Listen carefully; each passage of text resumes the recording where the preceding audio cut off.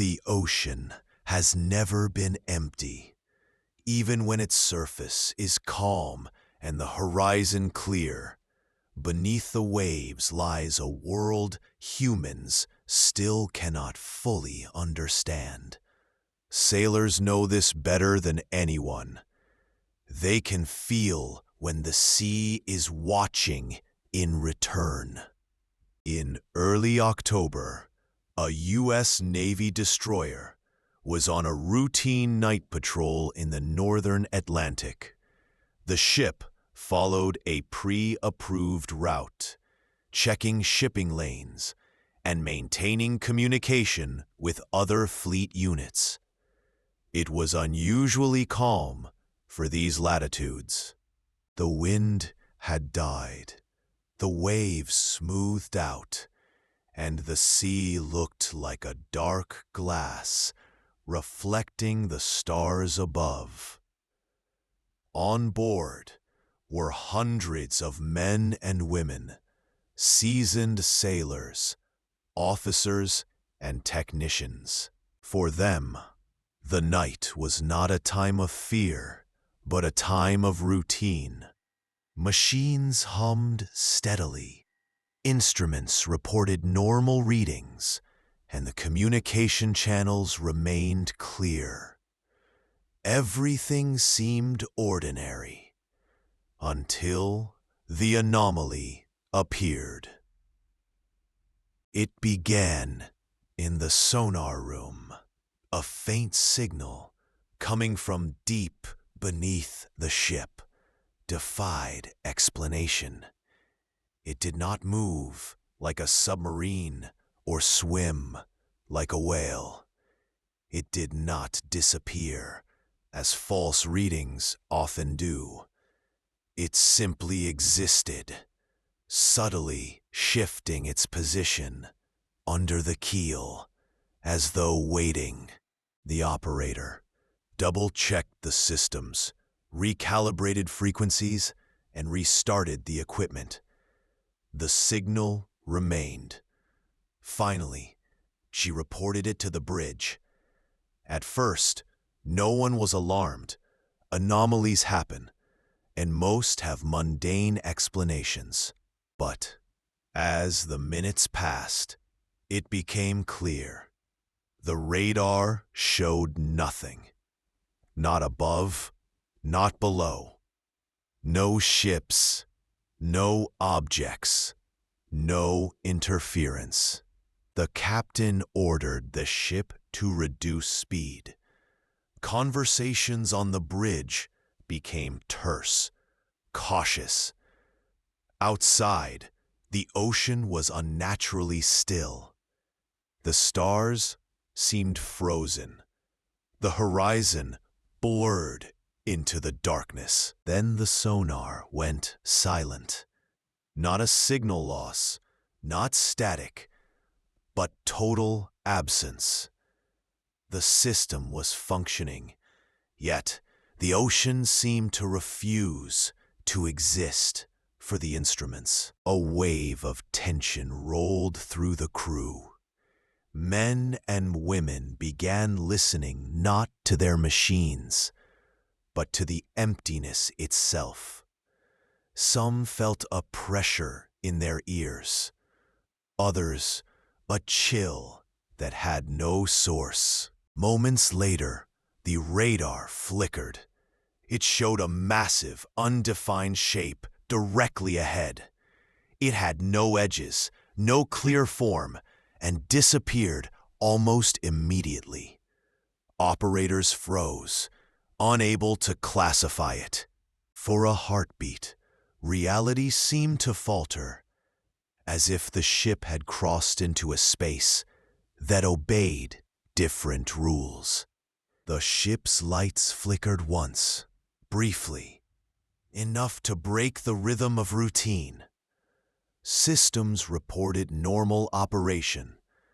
No errors, no alarms. Only the growing awareness that something beyond comprehension was present. The captain ordered a course adjustment. The destroyer turned slowly, slicing through water that suddenly felt heavier.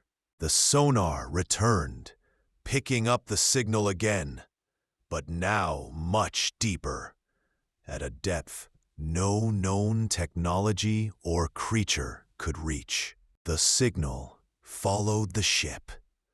Minutes passed as the destroyer moved forward. The anomaly remained beneath it, maintaining distance, yet never leaving. Some sailors later admitted feeling a presence, not a threat, but awareness. Minutes passed as the ship moved forward. The anomaly remained beneath it, maintaining distance, yet never leaving. Some sailors later admitted feeling a presence, not a threat, but awareness. It was as if it were observing, studying the vessel, its crew, every movement. Some sailors later admitted feeling a presence, not a threat, but awareness.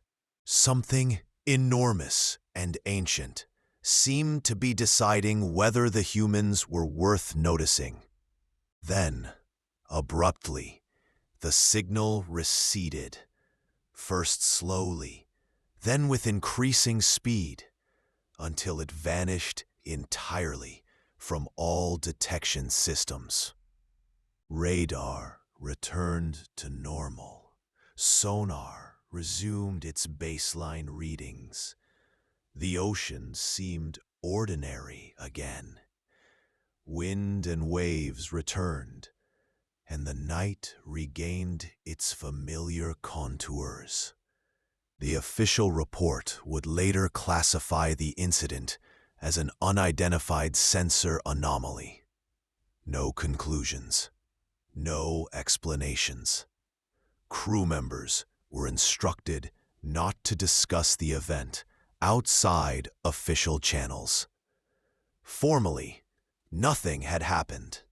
But for those who were aboard, the night changed their perception of the ocean forever. They realized that sometimes the most terrifying things do not attack or approach. They simply exist. Invisible, conscious, and beyond human comprehension. Old maritime legends speak of the depths as a keeper of life and memory. Occasionally, that memory surfaces in sounds that cannot be translated and signals that cannot be decoded. The ocean does not lie, but it chooses what it reveals. As the destroyer resumed its patrol, the crew continued their duties, yet every glance toward the dark waters carried the memory of that night. The vast, indifferent sea had reminded them that humans are never truly alone on the ocean, and the things we cannot see are often the most real. Sometimes in the dead of night, when the wind dies and the horizon fades, the ocean watches back. The crew tried to resume normal routines, but every system check and radar sweep carried a memory of the unexplained presence beneath them. They spoke little. Some exchanged glances. The memory of the deep, undefined signal lingered in the silence. Lieutenant Mercer, experienced and rational, felt the night had subtly shifted something within the crew's collective awareness. The ocean, vast and indifferent, had reminded them that some forces exist outside human control. Even routine nights at sea were no longer routine.